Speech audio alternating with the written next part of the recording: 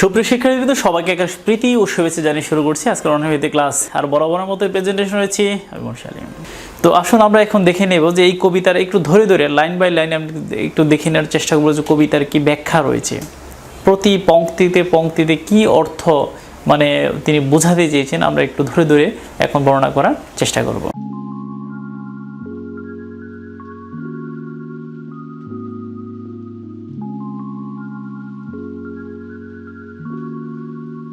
সাহিত্যের প্রতিটা নামকরণের ক্ষেত্রেই একটি তাৎপর্য রয়েছে, কিংবা প্রতিটা নামকরণের নেপথ্যে একটি তাৎপর্য থাকে। এই বিদ্রোহী কবিতা নামকরণের নেপথ্যে একটি তাৎপর্য রয়েছে। আমরা এখন একটু স্টেপ বাই স্টেপ দেখে নেব কি কি যৌক্তিকতার কারণে কবি এই কবিতার নাম বিদ্রোহী রেখেছেন। প্রথম বিশ্বযুদ্ধ পরবর্তী ঔপনিবেশিক শাসন শোষণের বিরুদ্ধে এই কবিতায় অন্যতম প্রধান উপাদান রয়েছে। আবার তাদের আইন কানুনের বিরুদ্ধেও এখানে মূল উপজীব্য বিষয় হিসেবে অন্যতম প্রধান উপাদান রয়েছে। এখানে ভারতের পরাধীনতার বিরুদ্ধেও উপাদান রয়েছে, সামাজিক বিশৃঙ্খলার বিরুদ্ধেও উপাদান রয়েছে, অর্থনৈতিক বিশৃঙ্খলার বিরুদ্ধেও উপাদান রয়েছে, সাংস্কৃতিক বিশৃঙ্খলার বিরুদ্ধেও উপাদান রয়েছে। এছাড়া উগ্র ধর্মান্ধদের বিরুদ্ধে এখানে কিন্তু কঠোরভাবে তাদেরকে এক কথায় বলা যায় যে উগ্র ধর্মান্ধ যারা রয়েছে তাদেরকে ডোমিনেট করার জন্য, তাদেরকে নিয়ন্ত্রণ করার জন্য কবি কিন্তু তার বিদ্রোহের স্বরূপ এখানে উন্মোচন করার চেষ্টা করেছেন। এছাড়া ব্রিটিশ বেনিয়াদের অপশাসনের বিরুদ্ধেও এখানে যথেষ্ট উপাদান রয়েছে। এর পাশাপাশি দেশীয় দূষরদের হীনমন্যতার বিরুদ্ধেও এখানে কি রয়েছে, যথেষ্ট উপাদান রয়েছে, বা তিনি তার শব্দগন্ধে এখানে ভরপুর করে তুলেছেন। প্রতিটা শব্দগন্ধের মধ্যে এখানে কি পাবেন, বিদ্রোহের তেজ পাবেন, বিদ্রোহের ঝাঁজ পাবেন, যেটা আপনাকে প্রতি মিনিটে মিনিটে, প্রতি সেকেন্ডে সেকেন্ডে আপনাকে শিহরিত করে তুলবে। আমি প্রথমে বলে রাখি, আপনাদের টেক্সটের অন্তর্ভুক্ত যে বিদ্রোহী কবিতাটি রয়েছে এটি কিন্তু পূর্ণাঙ্গ কবিতা নয়, এটি হচ্ছে ঈষৎ সংক্ষেপিত কবিতা। পুরো বিদ্রোহী কবিতাটিতে পংক্তি রয়েছে সর্বমোট 139টি, আর আপনাদের টেক্সটের অন্তর্ভুক্ত যে কবিতা যেটা সংক্ষেপিত করে দেওয়া হয়েছে সেটার পংক্তির সংখ্যা বা লাইনের সংখ্যা হলো 56টি। এই 56টি লাইনের মধ্যে তিনি আমি শব্দটি ব্যবহার করেছেন 39 বার। এই আমিটা কিন্তু পরবর্তীতে হয়ে উঠেছে কিন্তু বিশেষ আমি। এটা যখন আমি পড়বে আমি, তখন আমি, আপনি যখন পড়বেন তখন আপনি হয়ে যাবেন আমি, আরেকজন যখন পড়বে সে তখন হয়ে যাবে। এভাবে শব্দ বন্ধের বা শব্দে শব্দে গাঁথনের মধ্য দিয়ে, শব্দের তাৎপর্যের মধ্য দিয়ে এই আমিটি হয়ে উঠেছে বিশেষ আমি।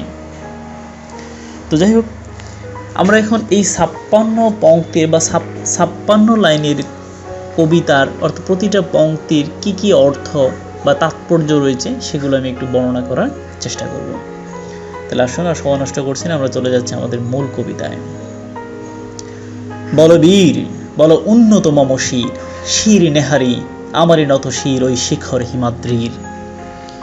আমি চিরদুর্দম দুর্বিনীত নৃশংস, মহাপ্রলয়ের আমি নটরাজ, আমি সাইক্লোন, আমি ধ্বংস। আমি মহাভয়, আমি অভিশাপ পৃথ্বীর, আমি দুর্বার, আমি ভেঙে করি সব চুরমার। আমি অনিয়ম শৃঙ্খল, আমি দলে যাই যত বন্ধন, যত নিয়ম কানুন শৃঙ্খল। একটু খেয়াল করে দেখুন যে আপনি যদি প্রতিটা শব্দের যদি অর্থ যদি আপনার জানা থাকে তাহলে কিন্তু কবিতার অর্থ অনুধাবন করতে, বুঝতে বা উপলব্ধি করতে আপনার কিন্তু সুবিধা হবে। তো খেয়াল করে দেখুন, বলবীর বোঝা যাচ্ছে এখানে কিন্তু জটিল কোনো শব্দ নেই। বলো উন্নত মম শির, এখানে কিন্তু আপনি হয়তো দ্বিতীয় লাইনে গিয়ে আপনি হয়তো বুঝবেন না। বলো উন্নত মম শির, মম মানে কি, মম শব্দের অর্থ হচ্ছে আমার, শির মানে হচ্ছে মাথা বা মস্তক। তো পরের লাইনে দেখেন, শির নেহারি, নেহারি মানে কি, দেখে, শির নেহারি মানে মাথা দেখে, আমারই মানে আমারই মাথা দেখে নত শির, নত শির মানে হচ্ছে নত করা যে মাথা, নত শির ওই শিখর হিমাদ্রির। হিমাদ্রি মানে হচ্ছে হিমালয়, শিখর মানে হচ্ছে উঁচু চূড়া। অর্থাৎ আমার মানে উচ্চ শির দেখে কার মাথা নত হয়ে যাচ্ছে?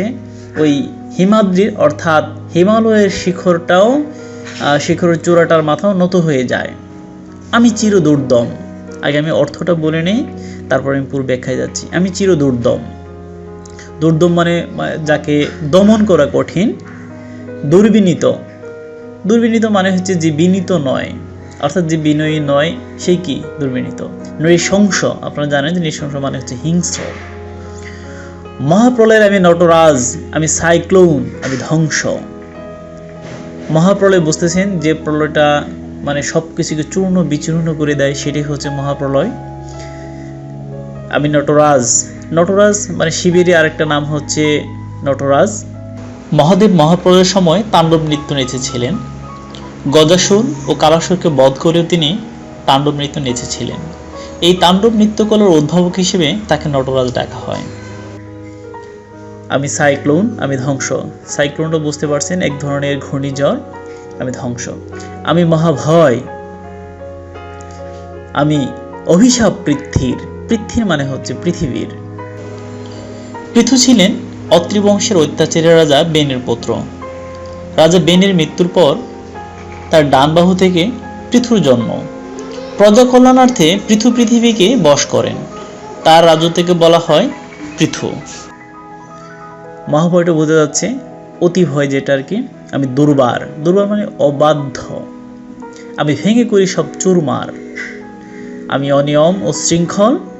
আমি দলে যাই যত বন্ধন। এখানে তো দলে যায় মানে বুঝতেই পারছেন, দলে যায় মানে হচ্ছে পা দিয়ে মারানো আর কি। যত নিয়ম কানুন শৃঙ্খল, অর্থাৎ অনৈতিক যত কাজ আছে এই কাজগুলো তিনি কি করেন? পা দিয়ে মারিয়ে যান।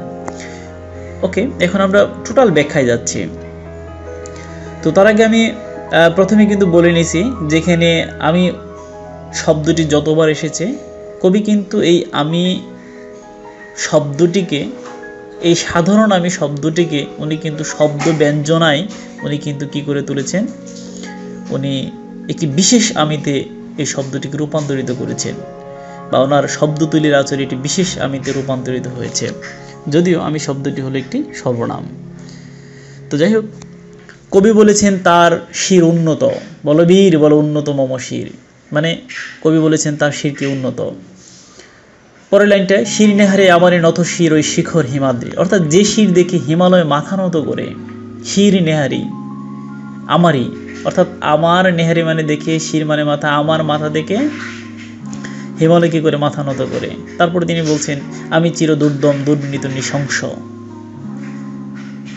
মহাপ্রলয়ের আমি নটরাজ, আমি সাইক্লোন, আমি ধ্বংস। তিনি বোঝাতে তিনি বিদ্রোহী, তাকে দমন করা যাবে না।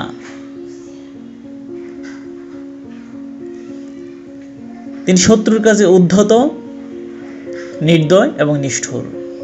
পরের লাইনে বলছে আমি মহাভয়, আমি অভিশাপ পৃথ্বীর, আমি দুর্বার, আমি ভেঙে করি সব চুরমার। তিনি ধ্বংসপ্রলয়, যেমন ধ্বংসপ্রলয় চালিয়েছিলেন নটরাজ বা শিব। তিনি পৃথিবীকে নির্যাতক ও শোষকের জন্য ভয় ও অভিশাপের, এরকমভাবেই তিনি নিজেকে এখানে উপস্থাপন করার চেষ্টা করেছেন। সবচাইতে এখানে শক্তিশালী লাইনটা কিন্তু শেষের লাইনটাই। তিনি বলেছেন আমি দলে যাই যত বন্ধন। তার আগে বলেছেন আমি অনিয়ম ও শৃঙ্খল, আমি দলে যাই যত বন্ধন, যত নিয়ম কানুন শৃঙ্খল। অর্থাৎ তিনি সব প্রচলিত নিয়ম কানুন, বাধা বিপত্তি ভেঙে পায়ে মারিয়ে যেতে চান। অর্থাৎ যে নিয়মগুলো অনিয়মের, যে নিয়মগুলো উচ্ছৃঙ্খলতার, সেই নিয়মগুলো তিনি কি পায়ে মারিয়ে যেতে চান। আমরা এখন দ্বিতীয় স্টেপ নিয়ে আলোচনা করব। আমি মানি না কোনো আইন, আমি ভাড়াতরি করি ভাড়াডুবি, আমি টর্পেডো, আমি ভীম ভাসমান মাইন, আমি ধৈর্যটি, আমি এলোকেশে ঝড় অকাল বৈশাখীর, আমি বিদ্রোহী, আমি বিদ্রোহী সৌদ বিশ্ববিদাত্রয়ীর। আমি প্রথমে কিন্তু বলে নিয়েছি, যদি আপনি সবগুলো শব্দের অর্থ বুঝেন তাহলে কিন্তু আপনার কবিতার ভাবার্থ বা মূল ভাব বুঝতে আপনার জন্য কিন্তু সুবিধা হবে। কই বলতে যাচ্ছেন আমি মানি না কো কোনো আইন। দেখুন এখানে প্রত্যেকটি শব্দ কিন্তু বোঝার মতো, কোনো কঠিন শব্দ নেই। আমি ভরা তরি, তরি মানে হচ্ছে নৌকা, ভরা তরি করি ভরাডুবি, ভরাডুবি বুঝতেছেন মানে ডুবি দেয় আর কি, যেটাকে যে মানে ভয়ানকভাবে ডুবি দেওয়া আর কি। আমি টর্পেডো, টর্পেডো মানে হচ্ছে ডুবু জাহাজ থেকে নিক্ষেপ করা এক ধরনের অস্ত্র বা যেটাকে বলা হয় ক্ষেপণাস্ত্র। আমি ভীম, ভাসমান মাইন। ভীম কিন্তু পৌরাণিক একটি চরিত্র। আপনারা যারা মহাভারত পড়েছেন, মহাভারতে আপনারা জানেন যে 5 জন পঞ্চ পাণ্ডব রয়েছে। এই পঞ্চ পাণ্ডবের দ্বিতীয় পাণ্ডবের নাম হলো ভীম। আরও বিস্তারিত যদি ভীম সম্পর্কে আপনাদের বলতে হয় তাহলে এইভাবে বলা যায় যে ভীম 5 পাণ্ডবদের একজন, কুন্তির গর্ভে এবং বায়ুর ওরসের জন্ম। দুর্যোধন তাকে হত্যার জন্য তার খাবারে বিষ মিশিয়ে অজ্ঞান করে পানিতে ফেলে দেন। পানিতে নাগরাজ বাসুকীর কৃপায় ভীম বেঁচে যান এবং আরও শক্তিশালী হয়ে ফিরে আসেন। কবি ভাসমান মাইনের সাথে ভীম বিশেষণ সম্ভবত এই কারণে এনেছেন। ভাসমান মাইন, আমি এখন একটু শুধু অর্থ বলে যাচ্ছি, পরে বিস্তারিত আমি ব্যাখ্যা করব। ভাসমান মাইন, মাইন তো বুঝতেই পারছেন এক ধরনের অস্ত্র আর কি, যে অস্ত্রটি ভেসে থাকে আর কি। আমি ধৈর্যটি, ধৈর্যটি এই শব্দটি এখানে বোঝানো হয়েছে শিবকে বা মহাদেবকে। শিব বা মহাদেবের আর একটা নাম হচ্ছে ধৈর্য। ধৈর্যটি আর ধূর শব্দের অর্থ জটাভার বা ত্রিলোকের চিন্তাভার। শিব তার মাথায় জটাভার ধারণ করেন অথবা ত্রিলোকের চিন্তাভার ধারণ করেন এবং বহন করেন। আর এই সকল ভার বহন ও ধারণের কারণে তার নাম পরবর্তী হয়ে গেছে ধৈর্যটি। আমি এলোকেশে ঝড়, অকাল বৈশাখীর মানে অসময়ে যে বৈশাখী ঝড়টা আসে, এই বৈশাখী ঝড়টা সাধারণত সব কিছুকে এলোমেলো করে দেয়। আমি বিদ্রোহী, আমি বিদ্রোহী সুত, সুত মানে হচ্ছে পুত্র, জাত বিশ্ববিধাত্রীর মানে বিশ্ববিধাতার আর কি এখানে বোঝানো হয়েছে। ওকে, আমরা এখন বিশদ ব্যাখ্যা দিয়ে যাচ্ছি। আমি মানি না কোনো আইন, আমি ভরাতরি করি ভরাডুবি, আমি টর্পেডো, আমি ভীম ভাসমান মাইন। কবি বোঝাতে চেয়েছেন কবি হচ্ছেন বিদ্রোহী, তবে তার বিদ্রোহটা কিন্তু ন্যায়ের পক্ষে। বিদ্রোহী নানাভাবেই বিদ্রোহী হওয়া যায়, ন্যায়ের পক্ষে হওয়া যায়, অন্যায়ের পক্ষে হওয়া যায়, তবে কবি ন্যায়ের পক্ষের বিদ্রোহী। আর এই কারণে তিনি অন্যায়কারী কোনো শাসকের আইন মানেন না। তিনি বলছেন আমি মানি না কোনো আইন, অর্থাৎ অন্যায়কারী কোনো শাসকের তিনি আইন মানেন না। তিনি ভরা নৌকাকে ডুবিয়ে দেন। তিনি ক্ষেপণাস্ত্রের মতো, এত শক্তিশালী যে ক্ষেপণাস্ত্রের মতো। এক কথায় তিনি ভয়ঙ্কর বিশাল ক্ষেপণাস্ত্র এবং ভেসে থাকা মাইনের মতো বোঝাই নৌকা বা জাহাজকে ডুবিয়ে দেন। অর্থাৎ ভেসে থাকা মাইন যেরকম বোঝাই নৌকা বা জাহাজকে ডুবিয়ে দেয়, চূর্ণ বিচূর্ণ করে ফেলে, তিনি সেরকম একটি ভয়ঙ্কর এবং বিশাল ক্ষেপণাস্ত্রের মতো। আমি ধৈর্যটি, আমি এলোকেশের ঝড়, অকাল বৈশাখীর। ধৈর্যটি বলতে এখানে যে তিনি জটাধারী শিবের, মানে শিবের চুল কিন্তু অনেকটা জটার মতো আর কি, তিনি জটাধারী শিবের মানে এলোমেলো চুলের অকাল বৈশাখী ঝড়ের তাণ্ডব, মানে অকাল বৈশাখী যেন সব কিছু এলোমেলো করে দেয় এরকম আর কি। শিবের চুলগুলো ছিল কি এলোমেলো, ঠিক অনেকটা কিসের মতো, অকাল বৈশাখী ঝড়ের মতো আর কি। শিব যেরকম সব কিছু এলোমেলো করে দিতে পারে, তেমনই আর কি এখানে রূপকার্থে তিনি ব্যবহার করেছেন। আমি বিদ্রোহী, আমি বিদ্রোহী সুদ বিশ্ববিধাত্রীর। তিনি বোঝাতে চেয়েছেন বিশ্ববিধাত্রীর ওরসজাত তিনি বিদ্রোহী সন্তান। লাস্টের লাইনটা এরকমই যে আমি বিশ্ববিধাতার বিদ্রোহী পুত্র, আমি সব মানে অন্যায়ের বিরুদ্ধে আমার এই বিদ্রোহ চলমান থাকে। আমরা এখানে স্টেপ 3 নিয়ে আলোচনা করব। বলবীর চিরোন্নত মম শির। আমি সৃষ্টি, আমি ধ্বংস, আমি লোকালয়, আমি শ্মশান, আমি অবসান। নিশাবসান, আমি ইন্দ্রাণী সৌধ হাতে চাঁদ ফালে সূর্য। মম এক হাতে বাঁকা বাঁশির বাঁশরি, আর হাতের রণতুর্য। দেখুন চিরোন্নত মমশির, আমরা তো এই লাইনটা আগেই পড়েছি। আমি সৃষ্টি, আমি ধ্বংস, সবগুলো শব্দের অর্থে বোঝা যাচ্ছে। আমি লোকালয়, লোকালয় মানে হচ্ছে বসতি কিংবা জনপদ। শ্মশান শব্দের অর্থ হচ্ছে যেখানে মৃতদেহ দাহ করা হয়, শবদাহের স্থান। এটা একটা সমর্থ শব্দ হচ্ছে কবরস্থান বা গুরুস্থান। আমি অবসান, অবসান মানে হচ্ছে শেষ বা সমাপ্তি। আর নিশাবসান মানে হচ্ছে রাতের শেষ বা রাতের অবসান। ইন্দ্রাণী হচ্ছে দেবরাজ ইন্দ্রের স্ত্রী, আর ইন্দ্রের সুত হল ইন্দ্রের স্ত্রী ইন্দ্রাণী বা সচির পুত্র, তার নাম হলো জয়ন্ত। ভালে শব্দের অর্থ হলো কপালে। মম শব্দের অর্থ হচ্ছে আমার। রণতুর্য হচ্ছে যুদ্ধের দামামা।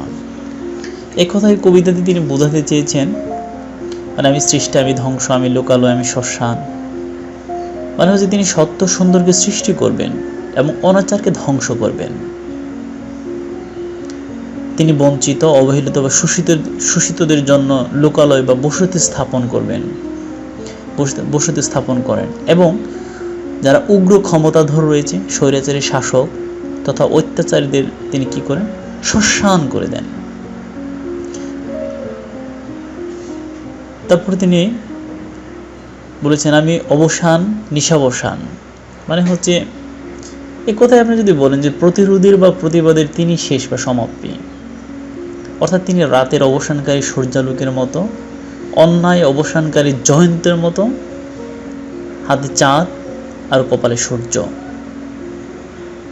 লাস্ট লাইনটি খুবই চমৎকার, সেটা হলো মম এক হাতে বাঁকা বাঁশির বাঁশরি, আর হাতে রণতুর্য।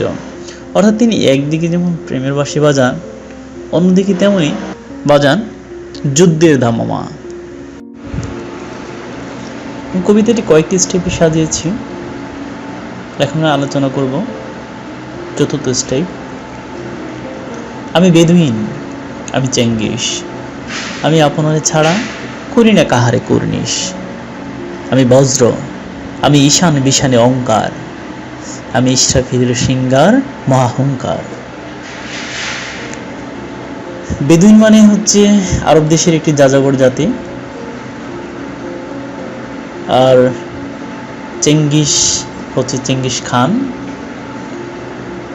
যিনি মঙ্গল জাতির অন্যতম যোদ্ধা ও সামরিক নেতা ছিলেন। চেঙ্গিস খান সম্পর্কে যদি আরও বিস্তারিত বলতে যায় তাহলে এইভাবে বলতে হয় যে চেঙ্গিস খান ছিলেন মঙ্গোলের সম্রাট এবং দুর্ধর্ষ সমরনায়ক। কেন তিনি আজকে এরকম আলোচিত হলেন, কেন কবিতায় তাকে আনা হয়েছে,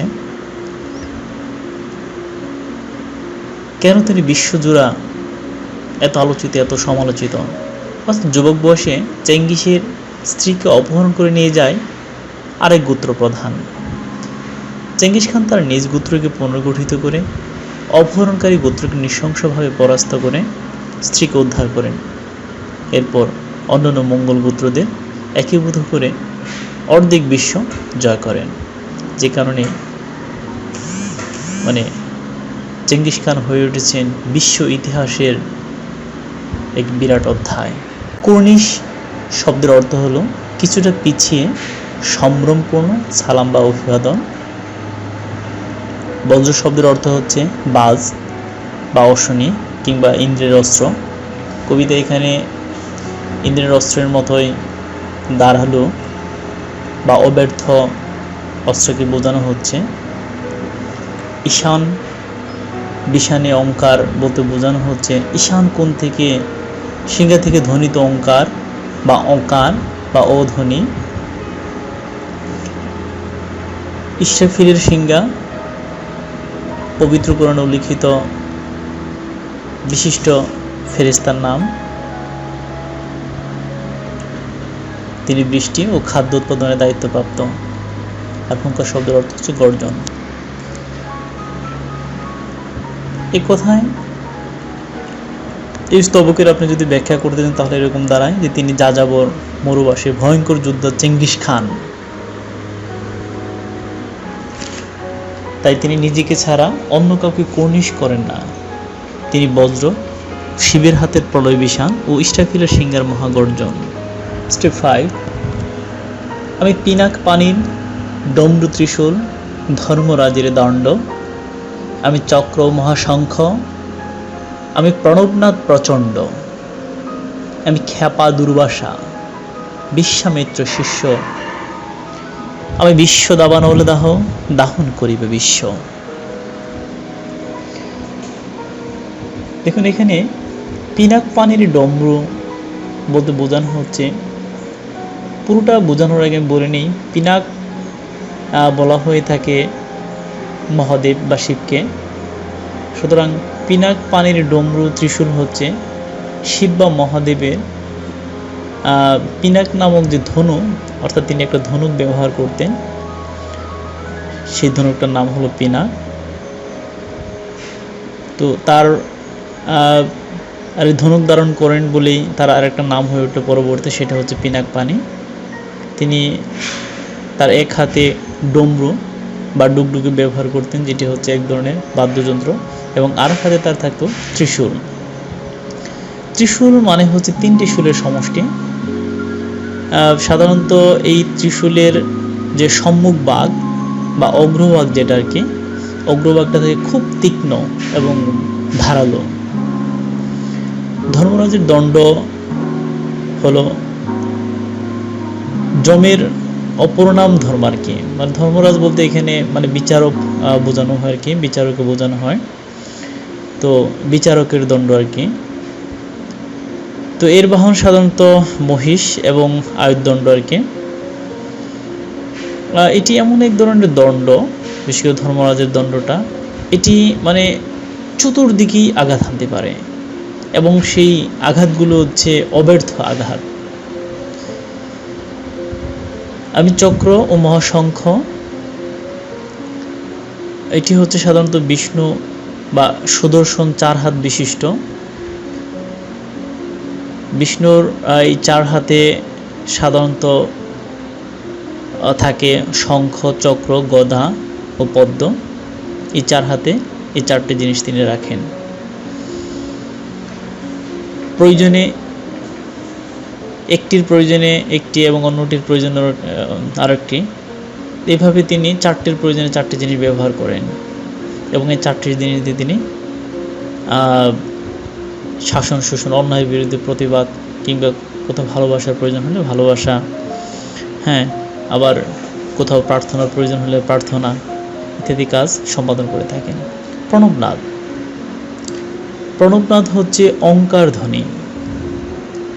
দুর্বাসা, খ্যাপা দুর্বাসা, খ্যাপা তো বোঝা যাচ্ছে, দুর্বাসা, দুর্বাসা হলেন একজন মুনি, মহর্ষি অত্রি ও অনুসার গর্ভে এই দুর্বাসার জন্ম।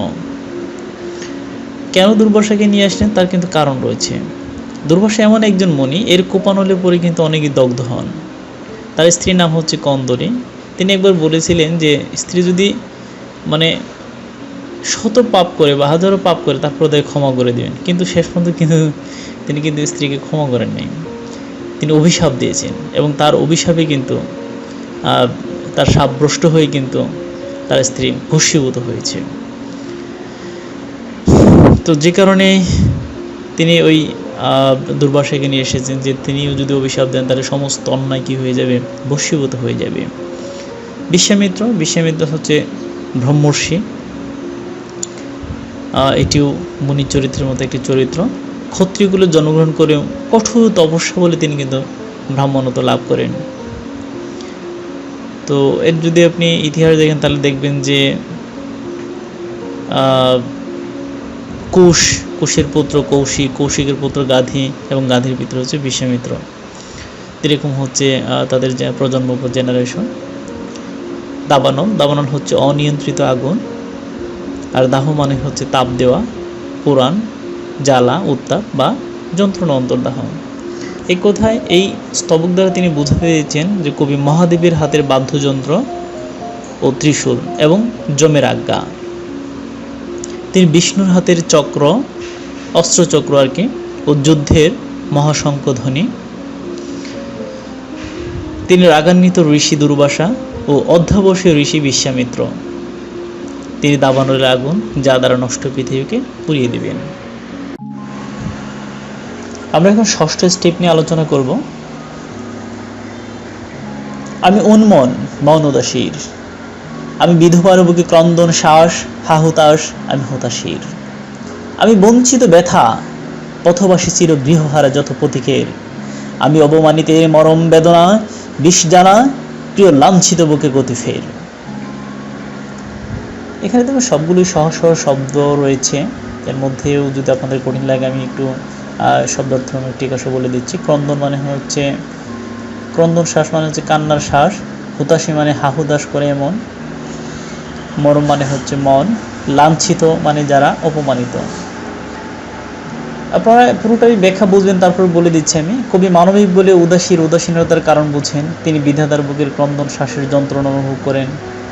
হ্যাঁ, তিনি গৃহহারা পথিকের বঞ্চিত ব্যথা, মর্যাদা হারানো মনের বিষ জ্বালা ব্যথা, অপমানিতের বুকের কষ্ট অনুধাবন করতে পারেন। তাই তিনি অপমানিতের বুকে জাগরণের গতি ফেরাতে চান।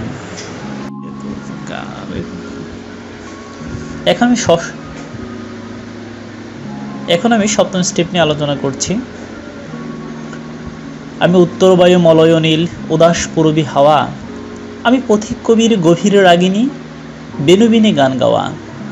আমি অকুল নিধাক্তি আশা, আমি রৌদ্র রুদ্র রবি, আমি মরুনির ঝড় ঝড়, আমি শ্যামলিমা ছায়াছবি। এখানে দেখুন, মানে মলয় মানে হচ্ছে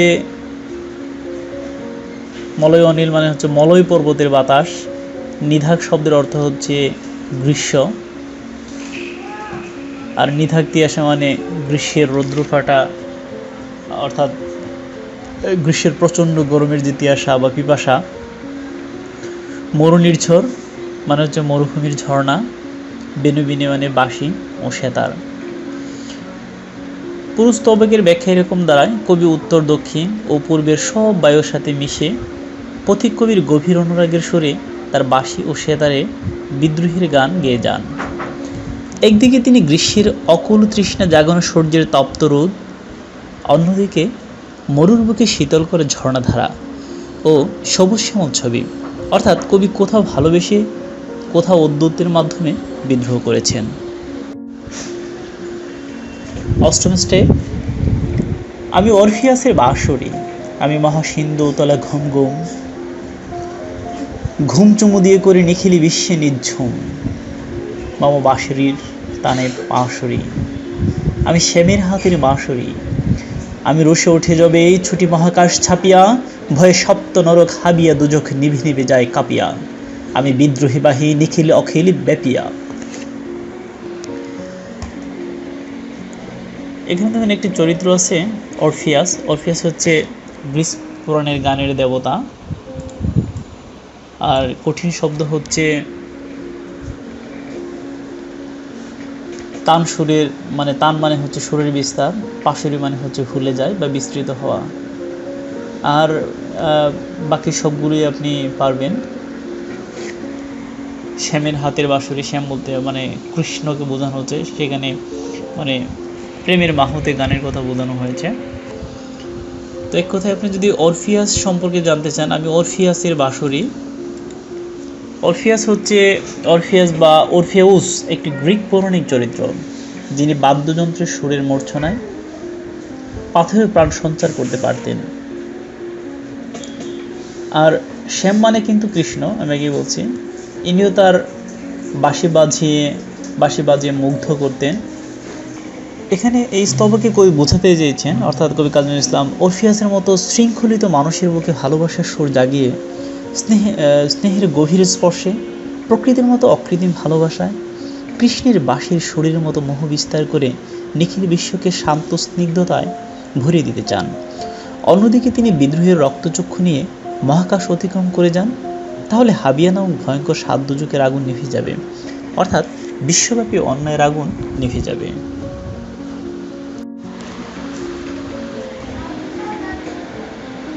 এখন আমি আলোচনা করছি নবম স্টেপ।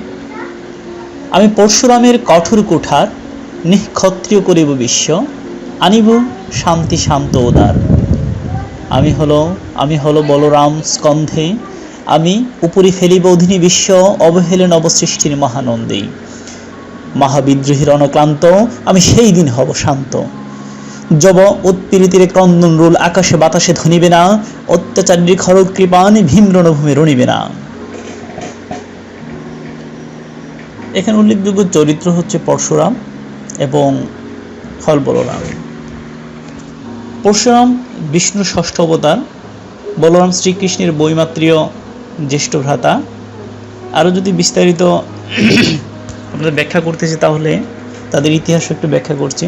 পরশুরাম যমদগ্নি ও রেণুকার পঞ্চম পুত্র। কুঠার ছিল তার প্রিয় অস্ত্র। একবার ক্ষত্রিয়রাজ কার্তবীর্য যমদগ্নির আশ্রমে এসে অশোভন আচরণ করেন। পরশুরাম তখন আশ্রমে উপস্থিত ছিলেন না। ফিরে এসে ঘটনা শুনে ক্ষিপ্ত হয়ে তিনি কার্তবীর্যকে ধাওয়া করেন এবং পরে হত্যা করেন। এতে কার্তবীর্যের পুত্ররা যমদগ্নিকে হত্যা করে পিতৃহত্যার শোধ নেন। এবার পরশুরাম পিতৃহত্যার প্রতিশোধ নিতে সারা পৃথিবী থেকে ক্ষত্রিয়দের নিশ্চিহ্ন করতে পণ করেন এবং পরপর 21 বার পৃথিবীকে নিঃক্ষত্রিয় করে তবে থামেন। আর এই কারণেই কবি পরশুরামের মতো তেজস্বী আত্মপ্রত্যয়ী যোদ্ধার অবতারণা করেছেন। আর বলরাম ছিলেন শ্রীকৃষ্ণের বড় ভাই। গদা যুদ্ধে অপ্রতিদ্বন্দ্বী হলেও তার প্রিয় অস্ত্র ছিল হল বা লাঙ্গল, তাই তাকে হলধরও বলে। কুরুক্ষেত্রের যুদ্ধে তিনি নিরপেক্ষ থাকলেও কংস হত্যায় তিনি কৃষ্ণকে সহায়তা করেছিলেন। দুর্যোধন ও ভীমের গদা যুদ্ধে ভীম অন্যায়ভাবে দুর্যোধনের উরু ভেঙে দিলে বলরাম যার পরনায় ক্ষিপ্ত হয়ে পাণ্ডবদের আক্রমণ করতে উদ্যত হলে কৃষ্ণ তাকে শান্ত করেছিলেন।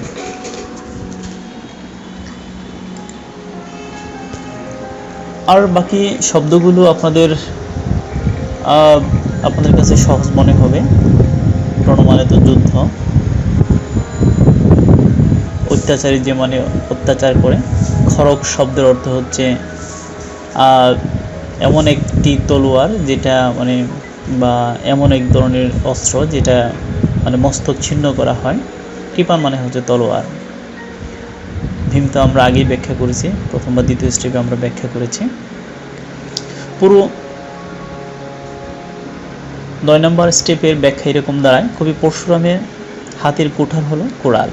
পরশুরাম যেমন পিতা হত্যার প্রতিশোধ নিতে পৃথিবীকে 21 বার নিঃক্ষত্রিয় করেছেন, তিনিও তেমনি পৃথিবীকে শত্রুমুক্ত করতে চান। তিনি বলরামের কাঁধের লাঙ্গল হয়ে পরাধীন বিশ্ব থেকে অন্যের আগাছা পরিষ্কার ন্যায়ের চাষ করতে চান সৃষ্টির মহানন্দে। উৎপীড়িত জনতার কান্না যতদিন না থামবে, অত্যাচারী শাসকের খড়গ কৃপান যতদিন বন্ধ না হবে, ততদিন পর্যন্ত কবির বিদ্রোহ বন্ধ হবে না। সর্বশেষ স্টেপ, বিদ্রোহীর অনক্লান্ত, আমি সেই দিন হব শান্ত, আমি চির বিদ্রোহী বীর, বিশ্ব ছাড়াই উঠিয়াছে একা চির উন্নত শির। কবি সহজ, এখানে কঠিন কোনো শব্দ নেই, আপনারা নিজেরাই পারবেন। ব্যাখ্যাটা এমন দাঁড়ায় যে সবশেষে কবি সব বিদ্রোহের সেরা বিদ্রোহী হিসেবে নিজেকে আখ্যায়িত করে চিরকালের জন্য অন্যায়ের বিরুদ্ধে মাথা উঁচু করে রাখার প্রত্যয় ব্যক্ত করেন। এই ছিল আমাদের আজকের ক্লাস। মানে যদি ক্লাস সম্পর্কে আরও কোনো প্রশ্ন থেকে থাকে আপনারা অনায়াসে প্রশ্ন করতে পারেন। আশা করি পাঠ সংশ্লিষ্ট যে কোনো ধরনের প্রশ্নের উত্তর আপনারা পাবেন। তো সবশেষে ক্লাসটি ভালো লাগলে প্রিয়জনদের সাথে বা সহপাঠীদের শেয়ার করবেন। সবাই যে যেখানে থাকেন ভালো থাকবেন, সুস্থ থাকবেন, সুন্দর থাকবেন, সবার প্রতি রইল একটা শুভকামনা। ধন্যবাদ সবাইকে।